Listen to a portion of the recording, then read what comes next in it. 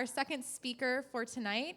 She has spoken at SuperCon last year, which was amazing. You've done a ton of great things too. You've been on BuzzFeed and oh my God, so many cool things.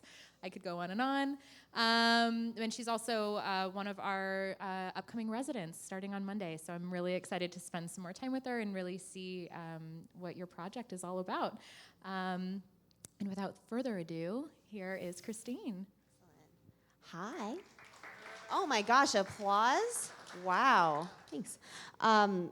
So I am really excited to be here. I'm also excited to follow a bio talk. I was talking to Rajiv beforehand and I was just like, you know what? I used to be in genetics and I was like, I never thought that I would miss going to lab meeting. This was so nice, except, oh my God, right? The things they're doing with imaging, I was just sitting there like, I felt like the way that my grandpa feels when he talks to me. I mean, it's only been 10-ish years since I was in genetics, and I was still like, when I was in genetics, we had to section the mouse brain to get an image that good, uphill both ways. But yeah, that's not what I'm going to talk about today. I'm going to talk about emotive robots. So a little bit about me. My name is Christine. I'm a former writer, researcher, and medical person, and now I work as a designer and a technologist in emerging fields.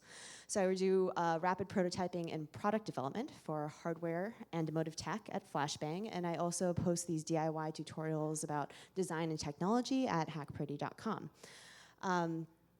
Yeah, and I love connected tech.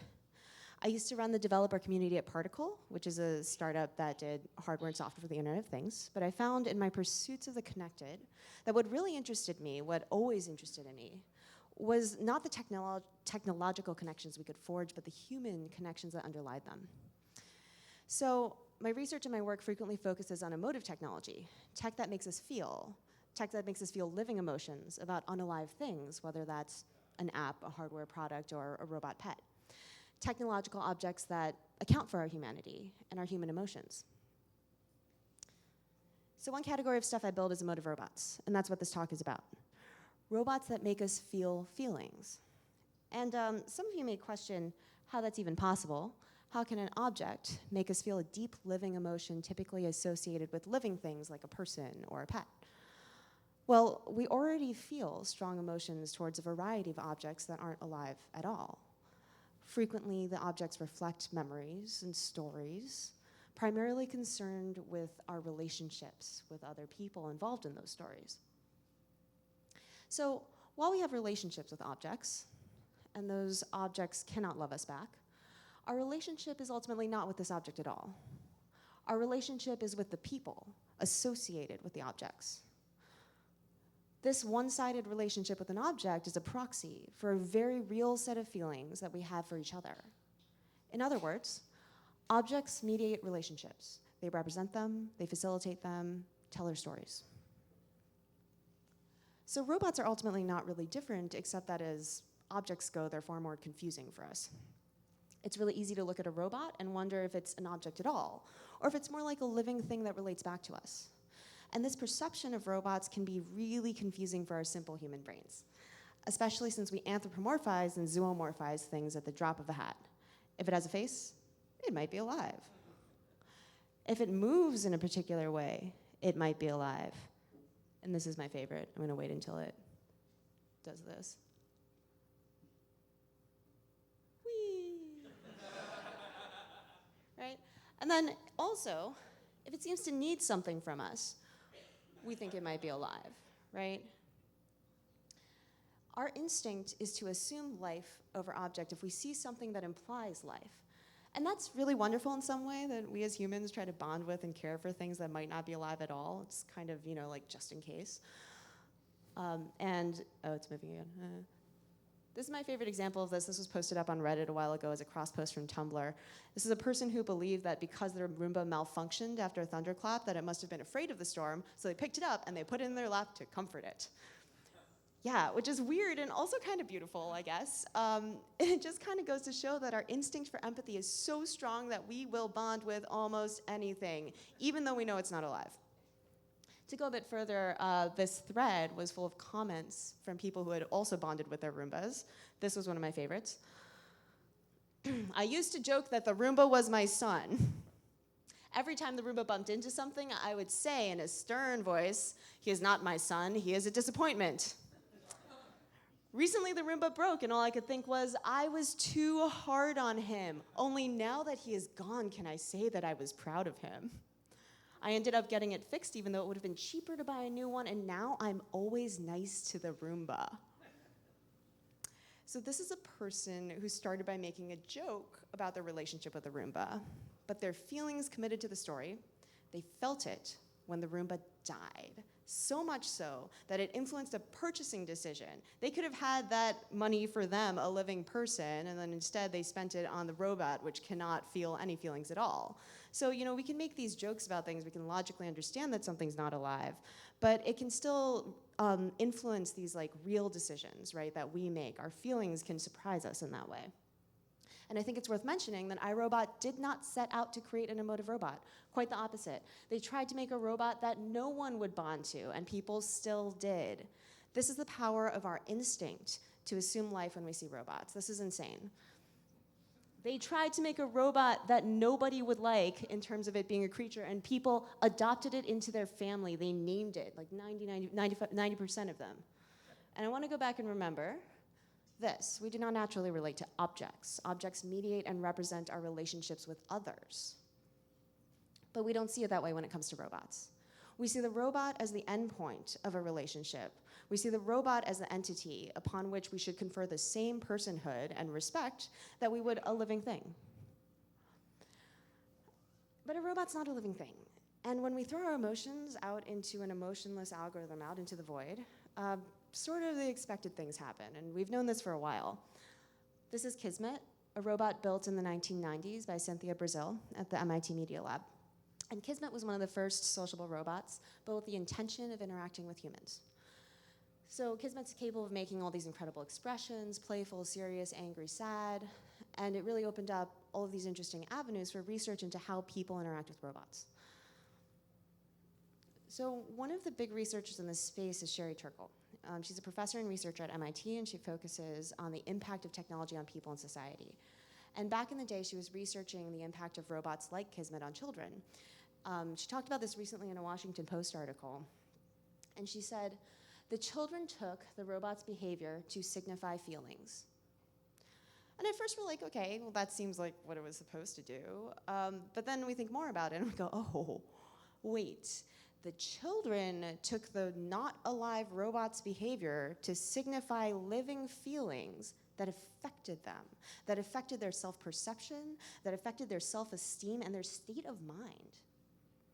If a robot interacted with them, the kids thought the robot likes them.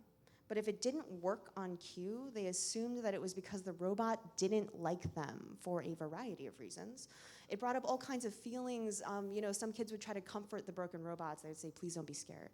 And others would be really angry or really sad.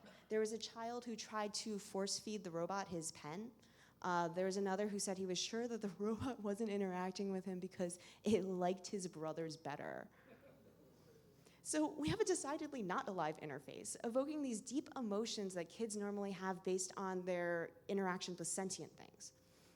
And when she spoke of this research, Dr. Turkle said this: we were led to wonder whether a broken robot can break a child. Think about that. These were kids who were led into a research setting to interact with creatures that they knew were robotic, and yet, still, they felt care, they felt anger, they felt sadness, they felt rejection. They felt human emotions so deeply that it affected the way that they felt and behaved. We were led to wonder whether a broken robot can break a child or an adult. So when it comes to robots, our instinct for life over machine is so strong that it's nearly involuntary. It doesn't matter that we absolutely know that the robot is an object, and we know that the robot is a robot. That doesn't matter emotionally. We still parse the robot as its own person. This is tremendously powerful, and it's really crazy that this happens. I used to talk to people about this during the rise of all the digital assistants, and I felt like people weren't really getting it. They would be like, no, I'm the one who's in control. I'm the one who decided to name the Roomba and call it my son. So, I decided I needed to build a demo that showed just how simple and powerful emotive tech could be. This is the fur worm. The fur worm is really simple. It's just 3 servos and a microcontroller, a little sound player. If you squish him, he struggles. He struggles like he wants to get away.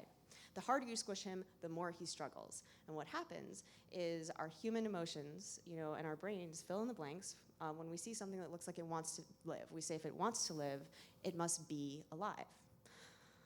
So I did a talk where I not only explained how the code was working, I also explained every little emotive trick that I was using to get people attached. So the audience logically understood what was going on. They logically got exactly how it worked, to the point where if logic was the only dominant thing, nobody should have been fooled by this. So this was the end of the talk. This is me sort of talking about this and, like holding the worm, and then I held it at arm's length. In pain. And I think it's a good question to ask, whether we're ever going to be able to see something that appears alive and feel nothing, to watch it struggle and feel nothing, to watch it die and feel nothing. Living things need other living things. And we are alive, aren't we?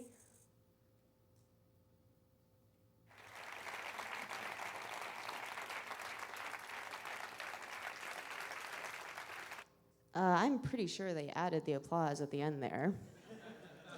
Because I remember walking off the stage to gasping, followed by stunned silence. And, this is something that was, oh, and I also did actually have the words, "This is a robot," behind me the whole time, just for safety. There's a cognitive scientist who came up to me after the talk, and she told me that even though she understood every trick that I was using to make the worm seem alive, she still cried when I broke the robot in half. She cried. So this is not a reaction based on logic. It's based on instinct. It's based on our human instinct for empathy. It's based on this instinct we have to care and love each other, right? It's based on our instinct to assume life over not life. And that's sort of beautiful, but it's also like scary when you apply it to robots because of the way that it affects living people. So, even if we were trying to make a well-intended robot, right, like our feelings have consequences, and emotive robots can be dangerous if they're used without forethought. So, let's imagine a robot that's built for a nice, friendly purpose. Like, it works in a factory, and it's meant to generate this sense of camaraderie among its human peers, to really, make the workplace a happier, more wonderful place to be every day. And that seems okay at first. But what happens when the robot malfunctions on the line, and we need to pull the plug? In the 2 seconds that it takes us to reclassify our robo-friend as a machine, will it harm someone who is actually alive? And that's not even going into this potential danger, which is perhaps more salient. Remember this structure, the structure of objects. Emotive objects mediate and support human relationships, and a robot is an emotive object, which means there's someone behind every emotive object, there's someone behind every emotive robot. There's someone who built it, there's someone who controls it. So who is there? Who is that person right there? What can they do? What is their intention? And the answer to that is actually sometimes really wonderful things. So let's lighten this up for a second and talk about therapy robots. This is Huggable. Huggable was built as a support robot in hospital settings. So basically, this gives you the option to have a teddy bear come in and talk to a kid who is otherwise having just a terrible time, being stuck in an unfamiliar and unfriendly place day after day after day. Huggable allows you to wear an entirely different face, an entirely different form, the form of a creature who doesn't know or care that you're sick. A living thing that doesn't wear a white coat, doesn't betray these subtle motions of pity or awkwardness, a living thing that truly reacts to you. And the nice thing about this, before you get too scared about a hypothetical algorithm controlling this or excited about that, one of my favorite parts of Huggable is that this bear is controlled by a person. This is essentially remote puppetry, but specifically a kind of remote puppetry that, takes into account an existing situation and an existing relationship with somebody who already knows this kid, with somebody who can react to the kid in real time, who's working with the providers, who's working with the team, who could actually prevent like disastrous movements or snafus that could, cause a problem if the robot were to malfunction. But the main thing is this: the robot is actually augmenting an existing relationship, right, between two actual people, two actual living humans. Maybe you're wearing a different face, but you're still like a human person on the other side of the line. When we ask who's there, someone answers, and it's someone human. Being able to augment a relationship between people is really huge. And what you can achieve therapeutically is really incredible. This is Keepon, one of my favorite emotive robots. I'm just gonna let this loop. Keepon is frequently discussed in the context of teaching children, particularly kids on the autism spectrum, attention and emotion as expressed through simple movement. So it allows a provider to wear a different face, a simpler face, a less confusing face, while teaching a really essential concept. So much like Huggable, Keepon was not built with an automated interface immediately, right? It was built with the idea of having a human in the loop. And keeping a human in the loop is really important, not just in emotive technology, but like in all newer powerful technology. Like we don't let self-driving cars go around without the option for human intervention. And we wouldn't build like an automated sentry gun or something without the ability for a human to switch it off or at least confirm what it's doing. But when it comes to emotive robots, we kind of just fully automate them frequently. We will fully automate one side of a highly emotional conversation, just let people deal with the fallout from that. So let's talk about a famous example of fallout from a non-robotic automated interface, right? Tay was Microsoft's chatbot. I think this was online for like 1 or 2 days only, right?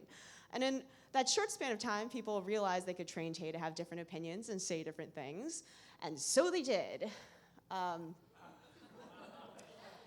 imagine that Microsoft meant for Tay to be an automated interface that inspired people with the social potential of AI.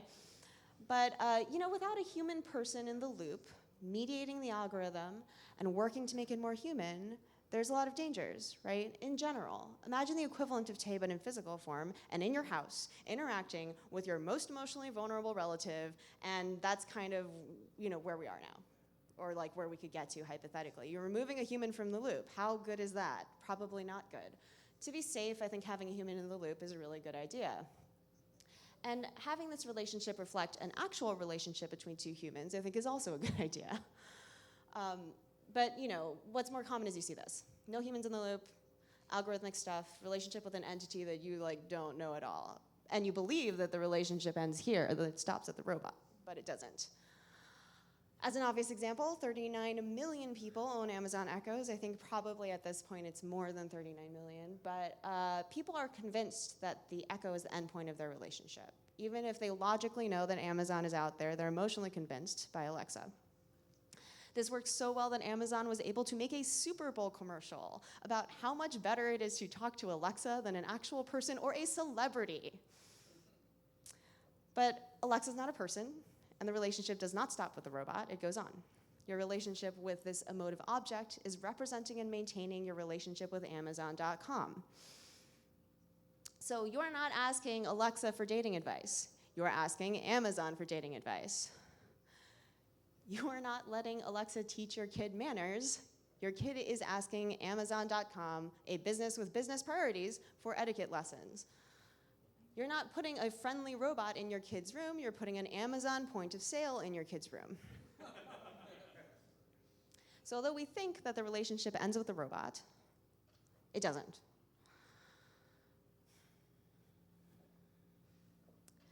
So when you relate to or help a robot, right, you think that you're helping the robot do what it wants to do.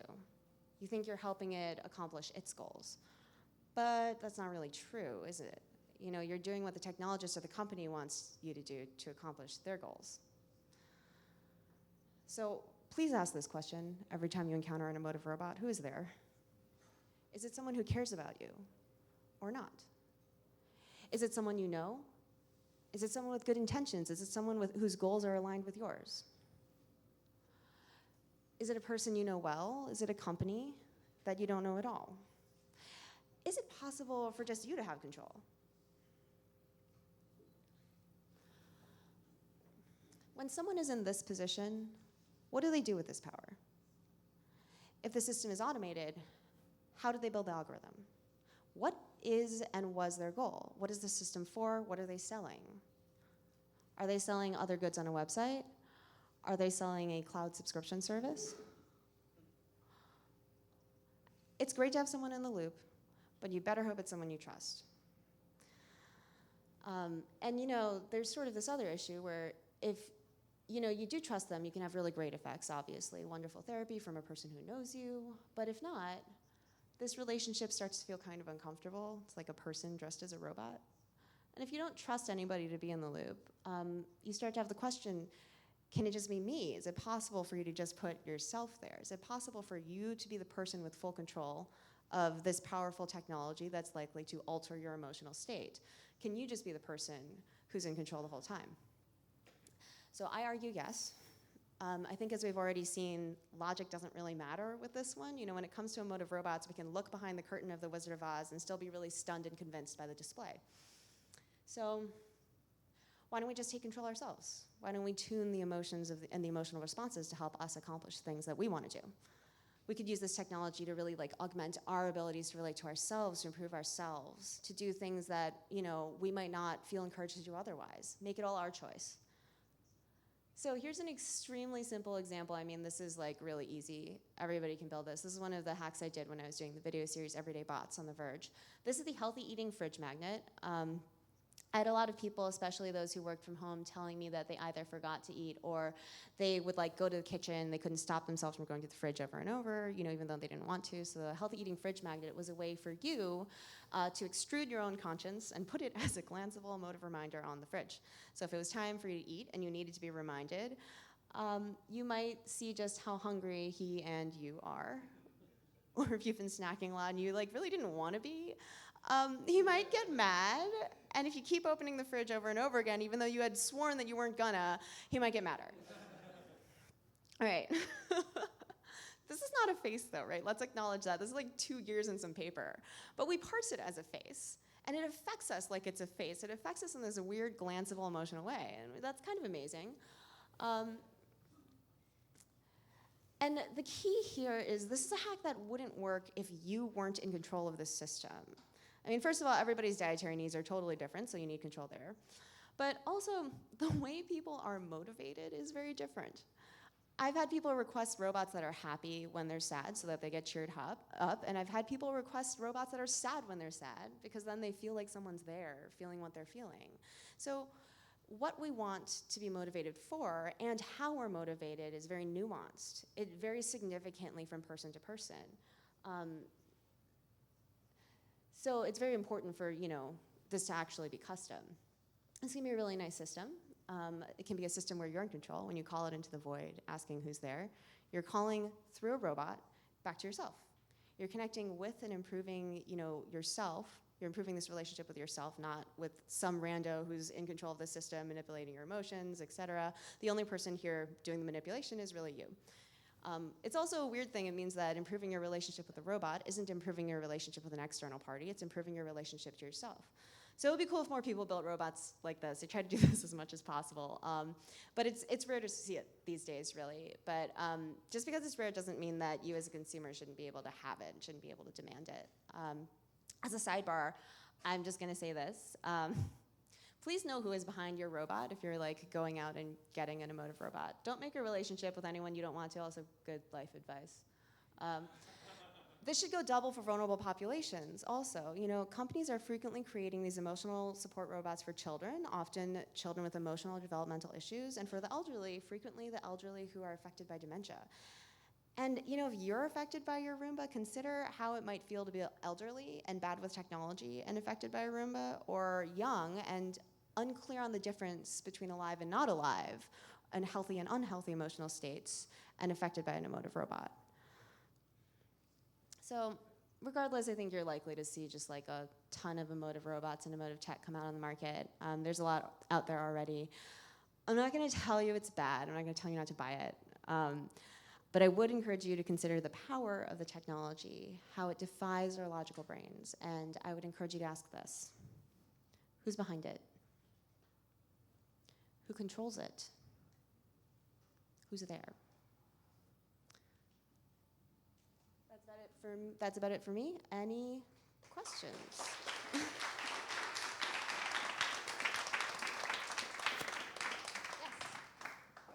Mirrored feedback loops could spiral in the opposite direction as well. And we've had many.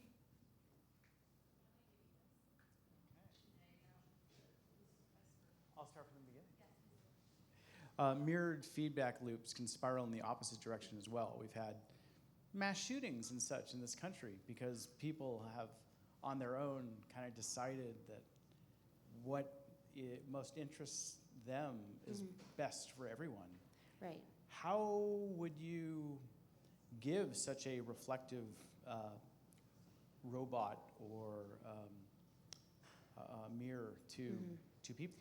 So I guess the question is sort of, especially when you're talking about people who are emotionally vulnerable or who are trying to find their footing, people where you might give them emotive robots. There's very easy ways for them to, as they're programming themselves, create unhealthy behaviors or encourage unhealthy behaviors that would be bad for them and for everybody else. And how do you prevent that? So I really only talked about like half of kind of emotive tech here. I talked about how you connect it back to yourself and how some of the structures that we see are like a little icky. And I think that there's a whole other side of this, right? And the side is how we connect to each other using these interfaces and how you make sure that what you're doing is you're establishing community and you're establishing care rather than having an object be, sort of an algorithmic feedback loop, having enough, not just necessarily you in the loop if you need support, but having real human support in the loop that can help you with that. So that's sort of my answer there. Other questions? Yeah, there we go. Save the walking. So this reminded me that I heard a story of how, following on from Google's example of having their automated system to book, appointments for you. I think we've all seen that. There was another reference to something happening in China where apparently they're already doing this, and they described an approach, a use case, which was very similar to this emotive support type thing. And I'm just curious if you are aware of what's going on over there and how that might feed into what you've been talking tonight. So did you hear the story I'm talking about? I haven't read that particular story. I do frequently hear about... Check into it anyway. It was particularly about how someone would call the person, this not someone, I'm putting a person in there. This robotic entity, whatever, this AI would call someone to support them through a hard time, and it sounded very similar to what you were really describing here. Absolutely. And I mean, people have talked about sort of the idea of robots for support for like a really long time. I don't remember what the first psychotherapy program was, Eliza. I was trying to remember when that happened. Do you remember? In like the 70s or the 80s, right? It's like it's a much older robot, but it was basically like you would write to this interface and you would type it would be like, what's up? Like, what's wrong today? You'd be like, I'm really mad at blank. Like, I'm really mad at my dog. And it would be like, tell me more about your dog. So it would just be like, select last word said, say, tell me more about blank. And people found this ridiculously effective. And people actually felt that they were deriving good feedback from this. And it's really interesting how something that simple can be really helpful for us. But I think one of the things that's important throughout is what is the framing of that? Because there's also, you have to be conscious when you're working with an interface like that it is not a person, that what you're essentially doing here is journaling. You're doing journaling with the augmentation of a piece of technology. And so I think that framing is really important just so that we don't, get further separated from ourselves and each other. Did you have a question? Oh, wait, here, let me. Kind of too ashamed to say on the mic, No, but it's okay. do you own an Alexa or Google Home? Why or why not? Okay, so we have one Amazon Echo in the house. We bought an Echo in order to do an interface experiment, which I will now talk about. Okay, so I'm not really interested in having an Amazon Echo for all the reasons I just talked about, but I am really interested in how much people like Alexa and how convincing this interface is for people. And I think that they did a fantastic job with the emotive design, frankly. I mean, it's like in its own body, and so it's not on your phone, and it has a voice, and you're only allowed to call it certain things, and it has like a communication style that makes it very compelling. So there's all these things that they did that I thought were really masterful. But we got one because we were curious what happened when you changed up where the voice was coming from.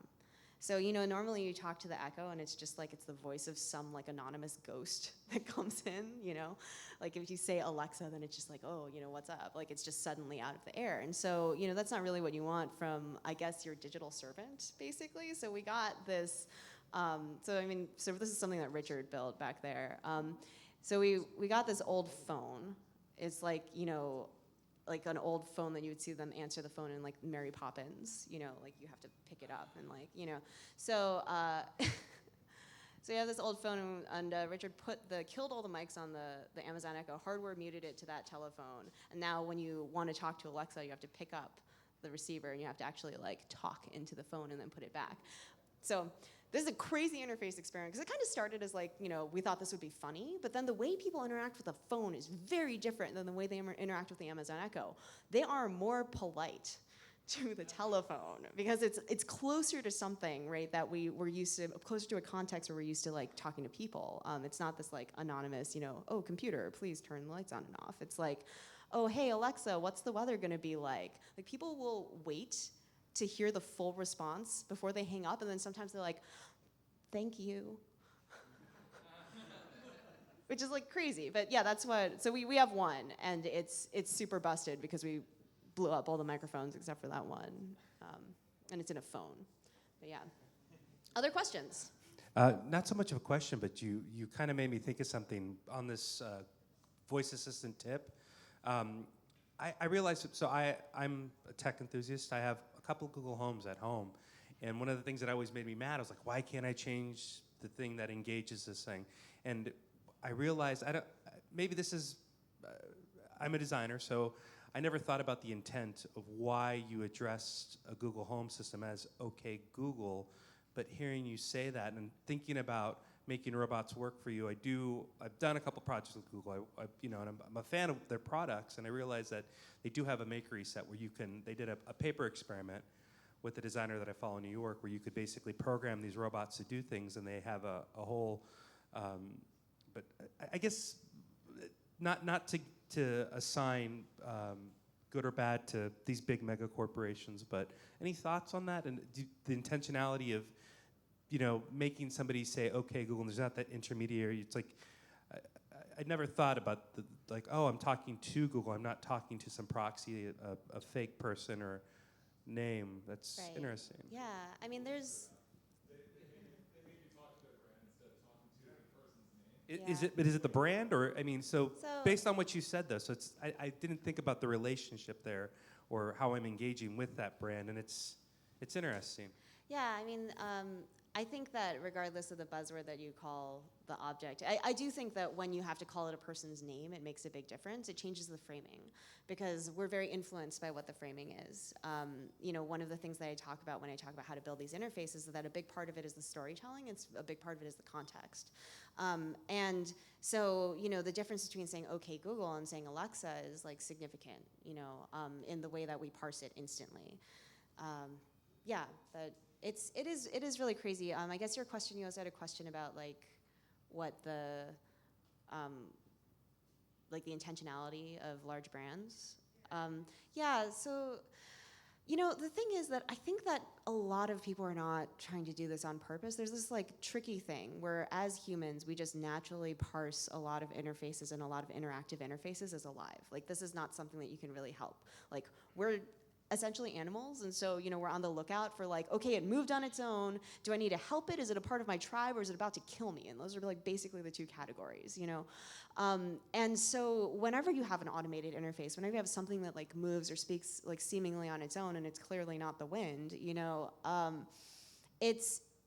just get people starting to think of it as alive, and you get fallout from that. And it's not really a surprise to me that like the CEO of iRobot is just like, oh my God, we didn't know this was going to happen. We tried to prevent this from happening. And that Amazon is like, we're so surprised by how much people love Alexa.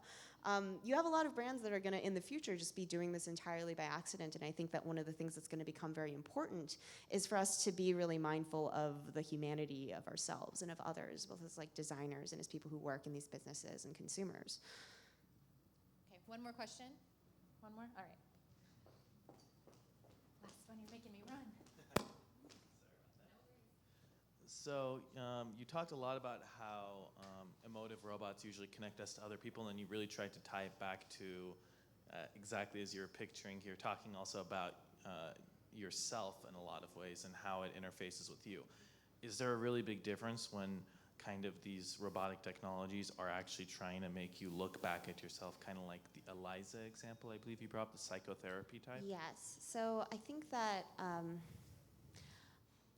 there's a really big difference between when you as a user have an understanding that this is a robot and that these are all of like the places where the data goes and the data is stored, and like you're the person in control in these specific ways.